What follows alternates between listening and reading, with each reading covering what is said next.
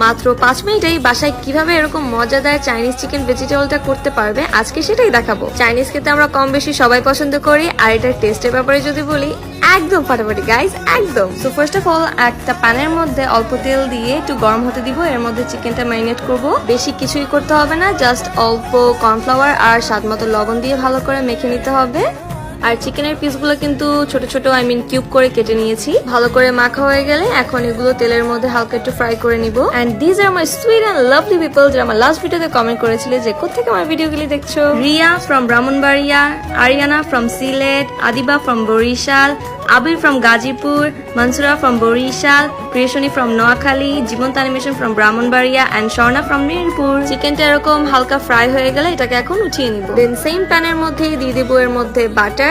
দেন এর মধ্যে অ্যাড করে দিব রসুন কুচি, দিয়ে দিব আদা কুচি। দেন রসুন আর আদাটা অল্প ভাজা হয়ে গেলে এর মধ্যে অ্যাড করে দিব আমাদের আগে থেকে ভাজা চিকেনগুলো।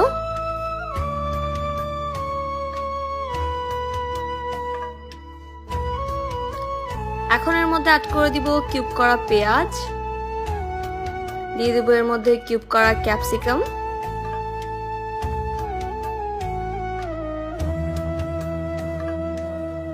এখন নিয়ে নিয়েছি টমেটো কেচাপ এন্ড তার মধ্যে দিয়ে দিচ্ছি সয়া সস। এখন ভালোভাবে মিক্স করে এর মধ্যে দিয়ে দিব।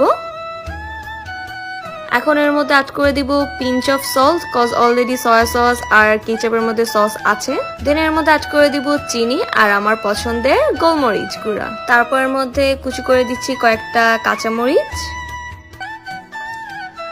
এখন সবকিছুকে ভালোভাবে নেড়ে এখন বানাবো আমরা গ্রেভি, আর তার জন্য একটা কাপের মধ্যে নিয়ে নিয়েছি অল্প পানি। দেন এর মধ্যে অ্যাড করে দিব কর্নফ্লাওয়ার, ভালোভাবে মিক্স করে নিতে হবে। এখন